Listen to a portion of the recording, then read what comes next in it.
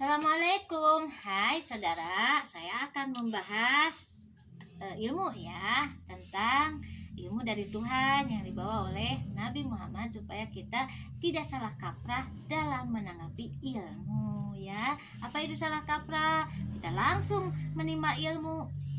Kalau ilmunya tidak nyambung dengan Rasul, bahaya, nantinya sesat atau tersesat. Nah, saya akan membahasnya ya, ilmu yang dibawa oleh Nabi yang diturunkan oleh Sang Pencipta. Mohon saudara dengarkan ya, karena ini ilmu yang benar ya. Mohon saudara dengarkan, jangan melihat sayanya. Saya kan orang biasa, tapi lihatlah ilmunya yang saya bawa, saudara. Nah, saya akan membahas tentang para nabi dan para rasul ya, saudara. Kita harus tahu para nabi dari Nabi Adam sampai nabi akhir zaman yaitu Nabi Muhammad, semua itu manusia. Kita harus tahu ya, manusia Nabi Adam kan yang pertama kali yang diciptakan oleh Tuhan sebagai manusia, bapak moyang manusia. Nabi Adam manusia. Siti Hawa yang diciptakan dari tulang rusuk Nabi Adam menjelma sebagai manusia, yaitu perempuan yang mendampingi Adam sebagai istrinya ya. Makanya sebagai seorang istri yang sudah disatukan dalam dua hati yang sudah saling mencintai, disatukan dalam tali ikatan suci yaitu pernikahan, perempuan itu pendamping hidup lelaki karena dahulunya ya ada. Nah, kita harus tahu ya.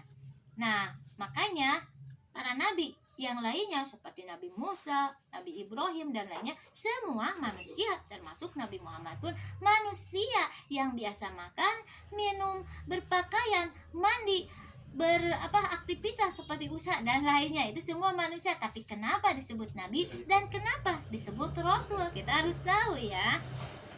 Nah, karena Nabi Adam ya yang yang diciptakan oleh Tuhan ya dari 4 unsur yang ada di bumi, yaitu tanah, air, api, angin, dan istrinya yang diciptakan dari tulang rusuk dan disuruh oleh Tuhan Nabi Adam dan Siti Hawa untuk menjadi khalifah alam dunia. Apa itu khalifah alam dunia? Kita harus tahu.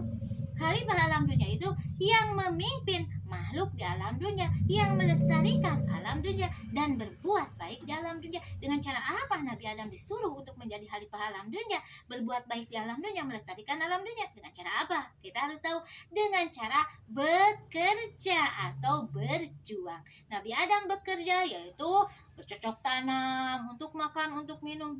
Dia bekerja menggerakkan anggota badan dan akal pikiran, dan istrinya melayani Nabi Adam dan membantu Nabi Adam untuk mencari kehidupan. Nah, sampai mempunyai anak, mereka mengawinkan anak-anaknya yang disuruh oleh Tuhan. Dengan cara yang disuruh oleh Tuhan kan, mengembangbiakan manusia dengan cara perkawinan atau disatukan dalam tali ikatan Tuhan atau suci. Maka perkawinan jangan dianggap remeh ya saudara, jangan dianggap gampang. Karena apa?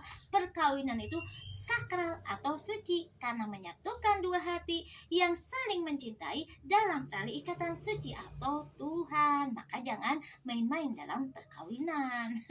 Kita harus tahu sejarahnya itu. Nabi Adam pun melestarikan alam dunia, berbuat baik di alamnya dengan cara-cara yang disuruh oleh Tuhan, yaitu bekerja atau berjuang. Nah, setelah Nabi Adam wafat atau meninggal, keturunan Adam ya, manusia keturunan Adam, dan banyak yang menjadi nabi. Kenapa? Manusia ada yang bergelar nabi, ada yang bergelar rasul, ada yang bergelar wali, dan juga ada yang bergelar manusia biasa. Kita harus tahu ya. Yang bergelar nabi itu manusia yang dipilih oleh Tuhan. Apa yang dipilih oleh Tuhan? Karena setelah Nabi Adam meninggal sudah banyak anak pinak ya, sudah banyak keturunannya. Banyak keturunan Adam yang durhaka kepada Tuhan dengan cara tidak mau melestarikan alam dunia, yaitu merusak alam dunia, dengan cara tidak mau menjalankan perintah Tuhan, yaitu berzina atau tidak ada pernikahan.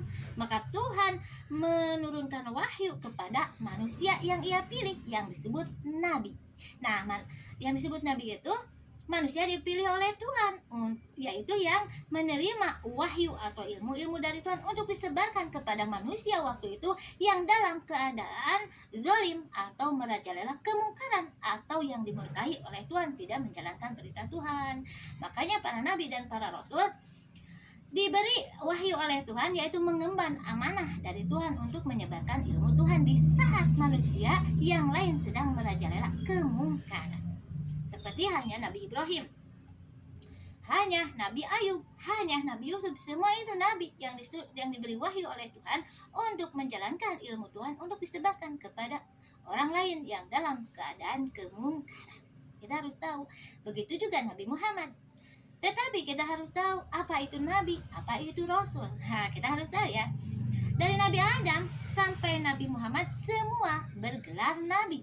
Tapi dari 25 nabi sebagai umat Islam yang wajib tahu, yaitu Nabi Adam sampai Nabi Muhammad 25 nabi, diangkat dari 25 nabi itu yaitu menjadi rasul. Apa itu rasul?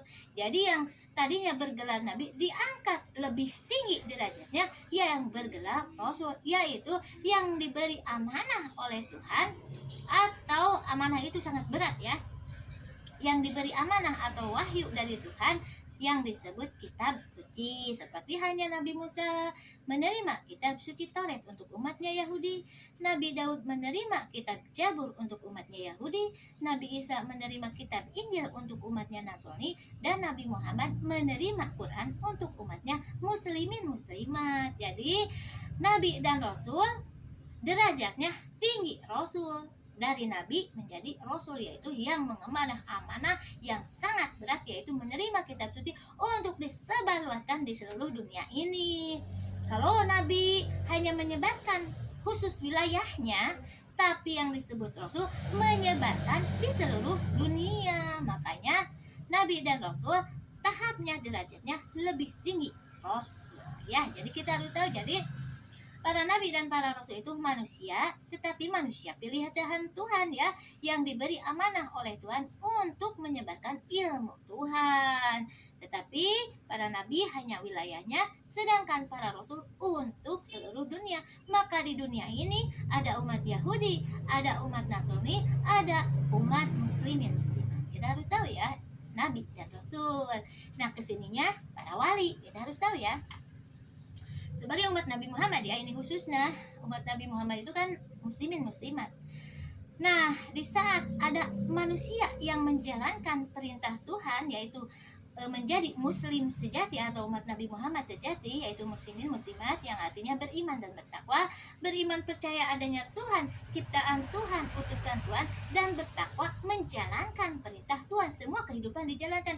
Maka beliau yang menjalankan perintah Tuhan atau yang bertakwa digelar oleh Tuhan menjadi wali. Apa itu wali? Karena wali itu yang menjalankan perintah Tuhan, yaitu muslimin muslimat yang sejati, maka bergelar wali. Jadi wali itu orang yang menjalankan perintah Tuhan yang dibawa oleh pemimpin kita Nabi Muhammad. Makanya kita harus tahu, wali itu kan manusia ya yang mengikuti ajaran pemimpinnya, yaitu Nabi Muhammad. Nah, kalau kita sebagai umat Nabi Muhammad zaman sekarang, kalau kita ingin disayangi oleh Tuhan, kan disebut wali itu kekasih Tuhan atau yang disayangi oleh Tuhan. Kalau kita ingin disayangi oleh Tuhan, mendapat ridho Tuhan, jalankanlah yang dibawa oleh Nabi Muhammad. Apa yang dibawa oleh Nabi Muhammad untuk kita umatnya? Yaitu kitab suci Al-Quran. Yang di dalamnya kitab suci Al-Quran itu akhlak-akhlak kehidupan.